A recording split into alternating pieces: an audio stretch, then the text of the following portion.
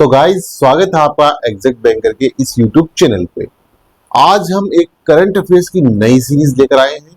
किसके लिए?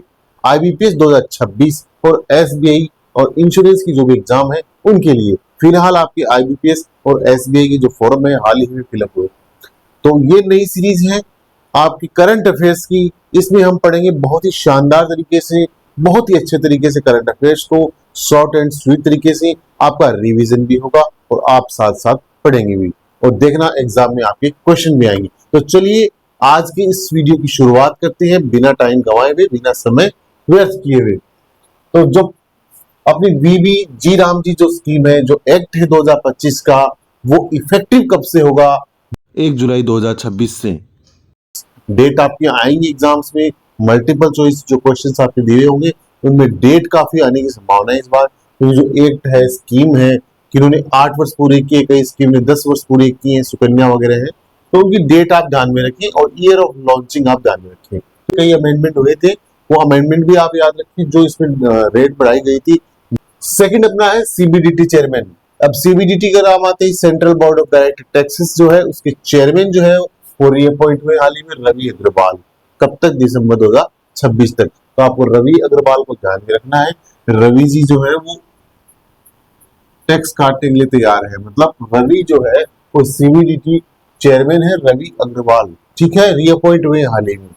Next point है अब ये खास इंपॉर्टेंट चीज आपके लिए, बहुत ही अच्छी स्कीम है, एग्जाम में क्यों छपेगी आपकी, पक्का है ये एग्जाम में, लिख के लो आज। क्योंकि ओम्बड्समैन जो है, रिवेम्ड इंटीग्रेटेड ओम्बड्समैन आया है 2026 का। इससे पहले इंटीग्रेटेड ओम्बड्समैन जो था वो 2021 था। इसमें कुछ सुधार है, कुछ रिफॉर्म्स हैं, उसके बाद इसको लाया गया है हाल ही में आरबीआई के द्वारा। तो ये काफी इंपॉर्टेंट टॉपिक है, आपके एग्जाम में 100%, 100 क्या 101% छपेगा। कोई ना कोई क्वेश्चन आपके इसको डिटेल में पढ़ना है आपको, इसको डिटेल में पढ़ना है आपको। इसमें कुछ इंफॉर्मेशन दी है, बहुत डिटेल में पढ़ना है आपको इसको। इफेक्टिव कब से होगा ये ओम्बड्समैन जो है वो 1 जुलाई 2026 से आपका इफेक्टिव हो जाएगा। और इसमें जो है मेन चीज दो है, वो कंपनसेशन जो है, पहले था जो कंपनसेशन वो 20 लाख था फाइनेंशियल लॉसेस के लिए, इसमें क्या किया, उसको बढ़ाकर 30 लाख किया गया है। तो मेजर अमेंडमेंट पहला यही है। कंपनसेशन एग्जाम में पूछा जाता है, बैंक की एग्जाम में नहीं, जो जेआईबी सीआईबी एग्जाम है उनमें भी ये क्वेश्चन पूछा जाता है कि कंपनसेशन जो है वो कहां तक इसमें मिलता है। तो मैक्सिमम जो अप टू है 30 लाख इसमें कर दिया है। पहले कितना था? 20 लाख था। ठीक है। एडिशनल हरासमेंट, मतलब कोई भी चीज एडिशनल जो इसमें अपन क्लेम कर सकते हैं, वो हरासमेंट है, मेंटली टॉर्चर है, जो भी है वो इसमें एडिशनल आपको मिल सकता है 3 लाख। पहले 1 लाख था, 3 लाख मिल सकता है। तो ये दो मेन चीजें आपको ध्यान में रखनी है, रट ही लेनी है आपको। ठीक है, एग्जाम 2026 का क्वेश्चन बता रहा हूं आपको। आगे अपील टाइम जो है वो पहले 1 साल था, इसमें 90 डेज कर दिया गया है। और भी कई चीजें जो आप इसमें देखें, डिटेल से देखें इसमें। ठीक है। अगला है आरबीआई अपॉइंटेड एग्जीक्यूटिव डायरेक्टर जो है, आरबीआई की रिजर्व बैंक ऑफ इंडिया के एग्जीक्यूटिव डायरेक्टर है, वो रविशंकर को हाल ही में बनाया गया है।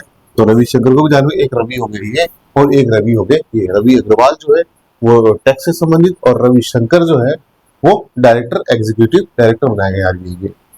अब देखिए, हम एक पुरस्कार का नाम चेंज किया गया हाल ही में, जो इंटरनेशनल लेवल का पुरस्कार था, इससे जुड़ा क्वेश्चन एग्जाम में पूछा जाता था।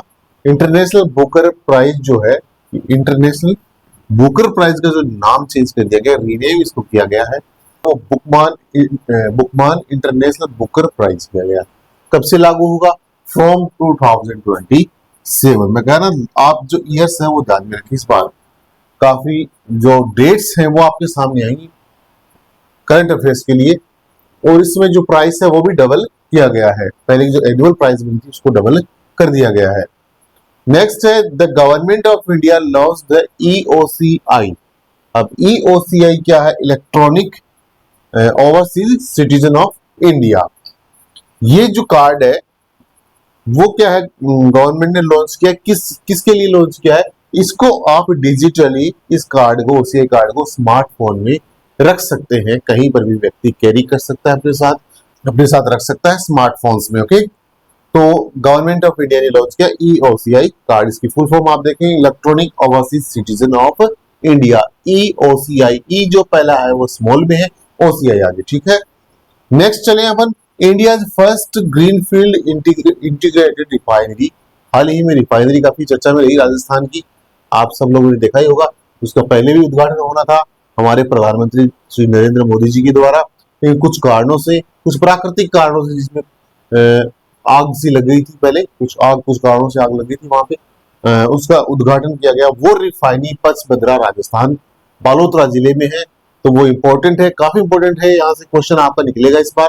और इसकी कैपेसिटी आप ध्यान में रखें 9 mm TPA इसकी कैपेसिटी है।